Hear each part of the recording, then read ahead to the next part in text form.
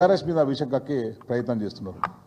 నేను వంశీ గారికి, ఎందుకంటే వంశీ గారు కావచ్చు, అక్కడ ఉన్న మిత్రులు కావచ్చు, చాలామంది నాతో కలిసి పనిచేసిన వాళ్ళు ఉన్నారు. వంశీ కూడా నాకు మంచి మిత్రుడు. నేను ఒకటే అడుగుతున్నాను, మీరు ఇచ్చిన ఐటెంల ఇది సమంజసమైందని అడుగుతున్నాను. మీరు దీన్ని ఎట్లా జస్టిఫై చేసుకుంటారో మీరు చెప్పండి. ఎందుకంటే నేను దీన్ని మళ్ళీ మీడియాకు చూపించదలుచుకోలేదు. ఎందుకంటే అంత అసహ్యంగా ట్యాక్స్ పెట్టేవాళ్ళు ఎక్కడ జర్నలిజంలో ఇప్పటివరకు అయితే నేనైతే మరి చూడలే. నేను కూడా పెట్టాను. నేను దాదాపు 23 సంవత్సరాలు నేను కూడా పనిచేసినాను.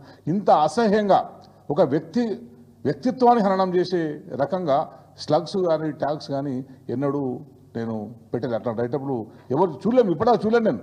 మరి మీరు ఎందుకు అది అసలు ఛానల్ నడిపిస్తున్నారు? మీరు ఏ విలువలతో నడిపిస్తున్నారు? మీకు ఉన్న ఎటువంటి సమాచారంతో కేటీఆర్ గారిని కావచ్చు, ఇంకో మా పార్టీ సంబంధించిన నాయకు కేసీఆర్ గారిని కావచ్చు, ఎట్లా మీరు అవన్నీ రాయగలుగుతున్నారు? ఏ సమాచారం ఉంది? దానికి ఏమైనా మీకు ఏమైనా ప్రూఫ్స్ ఉన్నాయా? ప్రూఫ్స్ ఉంటే ఎవిడెన్స్ చూపెట్టి ఫలాంది ఉంది, మీకు నిజంగా దీంతో సంబంధం ఉన్నదని చెప్పి ఎస్టాబ్లిష్ చేయాల్సింది. కానీ ఏది ఎస్టాబ్లిష్ చేయకుండా ప్రజల్లో దుష్ప్రచారాన్ని స్ప్రెడ్ చేయడానికి ఎందుకు మీకు అవసరం ఏమొచ్చింది? అంటే దీని వెనకాల పొలిటికల్ మోటివ్స్ ఉన్నాయని అర్థమవుతుంది. మీకేదో పొలిటికల్ మోటివ్స్ ఉన్నాయి. మిమ్మల్ని ఎవరో ప్రేరేపిస్తున్నారు. ఎవరు ప్రేరేపిస్తున్నారని చెప్పడానికి ఉంటుంది. మీరు చంద్రబాబు మనిషి కనుక అందరూ కూడా చంద్రబాబునే అంటారు. మేము చంద్రబాబు ఫండింగ్తో నడుస్తున్నది కనుక చంద్రబాబు ఫండింగ్తో అంటారు. మేమందరం కూడా అదే అంటాం. మీరు మొదటి నుంచి కూడా ఇంకా మేము మాట్లాడాలనుకుంటే చాలా విషయాలు మాట్లాడచ్చు. కానీ మేము ఇప్పటికీ చెప్తున్నాం, అక్కడ కూడా మా వాళ్ళు పనిచేస్తున్నారు. తెలంగాణలో చాలామంది మీ జర్నలిస్టులు ఉన్నారు. మేము అదే చెప్తున్నాం, ఒక సిస్టమేటిక్గా పనిచేయండి. మీరు నీతి నిజాయితీగా పనిచేయండి. విశ్వసనీయమైన సమాచారాన్ని ప్రజలకు ఇవ్వండి. ఇటువంటి కంపు కుళ్ళు ఉన్న సమాచారాన్ని ప్రజలకు ఇవ్వకండి.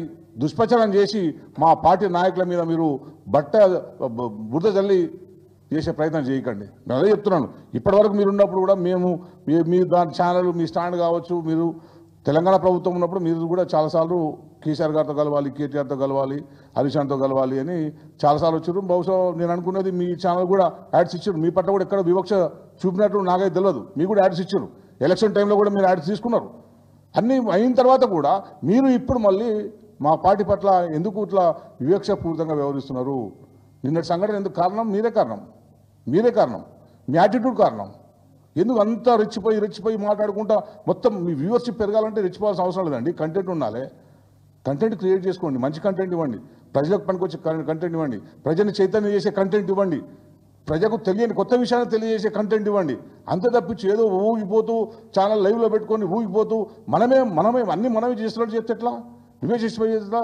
మనం ఆయన ఎవరినో ఉరి తీయాలని చెప్పి అంటారు. మీరెవరండి? ఓ జర్నలిస్టులు చెప్పే పద్ధతి అది చెప్పండి. మనం రిపోర్ట్ చేసేవాళ్ళం. లేదు నిజంగానే ఆ పరిస్థితి ఉన్నప్పుడు నేను చెప్తున్నా, నేను రాస్తున్నా, ఇది తప్పకుండా నువ్వు ఫలానా దొంగతనం చేసినావని చెప్పి దాన్ని ప్రూఫ్ తీసుకొని మాట్లాడండి.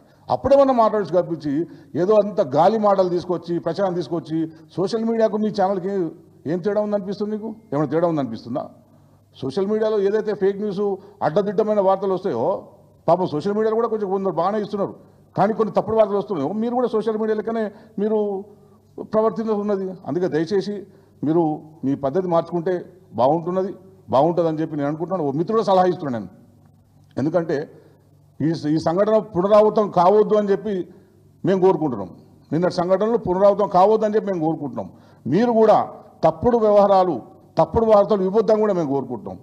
తర్వాత జరిగేదానికి ఎవరు కడుపు మండినా, ఎవరు రియాక్ట్ అయితే దానికి మేమేం చెప్పలేం కదా. తెలంగాణ ఉద్యమ సమయంలో కూడా తెలంగాణకు వ్యతిరేకంగా ఉన్న ఎవరిని కూడా తెలంగాణ ఉద్యమకారులు స్పేర్ చేయలేరు. ఇప్పుడు ఇంకా మీరందరూ కూడా తెలంగాణ ఉద్యమం అయిపోయిందని మీరు అనుకుంటున్నారు. కానీ మీరు చేస్తున్న ప్రతి దాడి కూడా తెలంగాణ మీద, మీరు చేస్తున్న ప్రతి తప్పుడు వార్త తెలంగాణ ఉద్యమాన్ని ముందు తీసుకుపోయిన వ్యక్తుల మీద. ఎవరో 2-3 మీ ముందు మీ పక్కన ఉండి వాళ్ళే వేరే తెలంగాణ వాదులు, వాళ్ళే మాకు సపోర్ట్ ఉన్నారని చెప్పి మీరు అనుకుండొచ్చు. వాళ్ళు కూడా తెలంగాణ ఉద్యమం చేసి ఉంటారు. కానీ ఎక్కడ లొంగని తెలంగాణ ఉద్యమకారులం మేము ఇక్కడ ఉన్నాం. మేమందరం కూడా ఒక పద్ధతిగా తెలంగాణ ఏ ప్రభుత్వం వచ్చినా శాంతి భద్రతలు బాగుండాలి, తెలంగాణ అభివృద్ధి జరగాలి, తెలంగాణలో ఇంకా ఏదైతే మంచి సంక్షేమ పథకాలు తీసుకొచ్చి తెలంగాణ దక్కాలి, తెలంగాణలో ఉన్న వనరులన్నీ తెలంగాణకు వినియోగించే విధంగా ఏ ప్రభుత్వం వచ్చే విధంగా ఉండాలని కోరుకునే తెలంగాణ ఉద్యమకారులు అందరం కూడా మేము బీఆర్ఎస్తో ఉన్నాం. మీకు అదే చెప్తున్నాం. మీరు ఏదైనా ఇట్లాంటి వార్తలు ఇంకోసారి రాకుండా చూసుకోండి దయచేసి. ఇంకా పునరావృతం కాకుండా అయితే బాగుంటుందని చెప్పి నేను తెలియజేసుకుంటూ, జర్నలిస్టుల మిత్రులకు కూడా నేను ఒకటి చెప్పుకుంటున్నాను. 10 సంవత్సరాల కాలంలో కేసీఆర్ గారు ఉన్నప్పుడు చేసిన సంక్షేమ పథకాలే ఇప్పటికీ కూడా వస్తున్నాయి జర్నలిస్టులకు. ఎక్కడ కూడా జర్నలిస్టుల పట్ల వివక్ష చూపలేరు. కరోనా వచ్చిన సమయంలో దేశంలో ప్రపంచంలో ఎవరు జర్నలిస్టులను పట్టించుకోకపోతే దాదాపు 2000 మంది జర్నలిస్టులకు ఫ్రీగా ప్రభుత్వం ట్రీట్మెంట్ ఇప్పించింది. వాళ్ళకు డబ్బులు ఇచ్చింది. 20,000 కొందరికి, 10,000 కొందరికి మీడియా కారణం తరఫున కేసీఆర్ గారి డైరెక్షన్లో అవన్నీ ఇవ్వడం జరిగింది. ప్రతి నియోజకవర్గంలో జర్నలిస్టులకు ఇళ్ల స్థలాలు కేసీఆర్ గారి సలహాతో ఇవ్వడం జరిగింది. అట్లా మేము తెలంగాణ ఇక్కడ ఉన్న జర్నలిస్ట్ అందరూ మా వాళ్ళు అనుకున్నాం. ఎవరు కూడా వేరే అనుకోలేదు. కేసీఆర్ గారు మీరేదో వేరే ప్రాంతం నుంచి అయినా మిమ్మల్ని వివక్ష చూపుతున్నారు అని మీరు అనుకున్నారేమో. అటువంటి వివక్ష ఎప్పుడు కూడా కేసీఆర్ గారు చూపలేరు. ఇప్పుడు మళ్ళీ ఒక పునరాలోచించే పరిస్థితి మీరు తీసుకొస్తున్నారు. తెలంగాణ ఉద్యమ సమయంలో మీరందరూ ఎంత వ్యతిరేకంగా పనిచేసినా మాకు తెలుసు. ఆంధ్ర జర్నలిస్టుల ఫోరం పెట్టి ఎటువంటి ఉద్యమాన్ని ప్రోత్సహించారో మాకు తెలుసు. అయినా కూడా మేము మిమ్మల్ని ఎన్నడూ కూడా ఒక మాట అనలేము. తెలంగాణ వచ్చిన తర్వాత అందరం కలిసిమెలిసి ఉందాం, సోదర భావంతో ఉందాం, తెలంగాణలో శాంతి సౌభ్రవంతో ఉందామని చెప్పి అందరం అనుకున్నాం తప్పించి ఎక్కడ కూడా వివక్ష మేము చూపలేము, కేసీఆర్ గారు చూపలేరు. అందుకే మీరు ఇప్పటికి కూడా ఉన్నది ఉన్నట్టు రాయండి, వాస్తవాలని రాయండి. వాస్తవాలు రాస్తే మిమ్మల్ని ఎవరు ప్రశ్నించరు. మీ మీద ఈగ వాళ్ళని కూడా మేము మీకు అడ్డుంటాము. వాస్తవాలు రాయండి. మీరు వాస్తవాలు రాసినప్పుడు మీ మీద ఎవరు వచ్చినా కూడా మమ్మల్ని అడగండి. మేము చెప్తాం అప్పుడు, అరే మన తెలంగాణలో ఉన్నారు, ఓ ఛానల్ మంచిగా ప్రసారం చేస్తుంది, వాస్తవాన్ని ప్రసారం చేస్తుందని మేము కూడా సంతోషిస్తాం. అంతే తప్పించి అవాస్తవాల్ని వక్రీకరించి ప్రభుత్వం మీద లీకులు ఇచ్చిందని చెప్పి, ప్రభుత్వం మెప్పు పొందుదామని చెప్పి, ఇంకోవైపు చంద్రబాబు నాయుడు మెప్పు పొందామని చెప్పి ఇష్టం వచ్చిన రీతిగా రాస్తే కనుక ఇది కరెక్ట్ కాదు. దాని పరిణామాలు ఎట్లా ఉంటాయనేది కూడా ఎవరు చెప్పలేము. అందుకే దయచేసి ఏంటంటే అందరం ఈ తెలంగాణ శాంతియుతంగా ఉండాలని మేము కోరుకుంటాం. తెలంగాణ ఇంకా అభివృద్ధిలో దేశంలోనే అగ్రగామి స్థాయికి పోవాలని కోరుకుంటాం.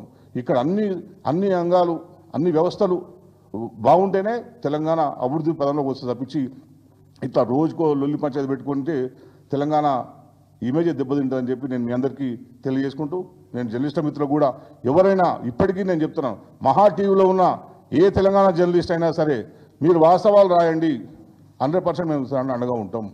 అవాస్తవాల్ని రాస్తే దానికి ఎవరూ బాధ్యులం కాము. Thank you.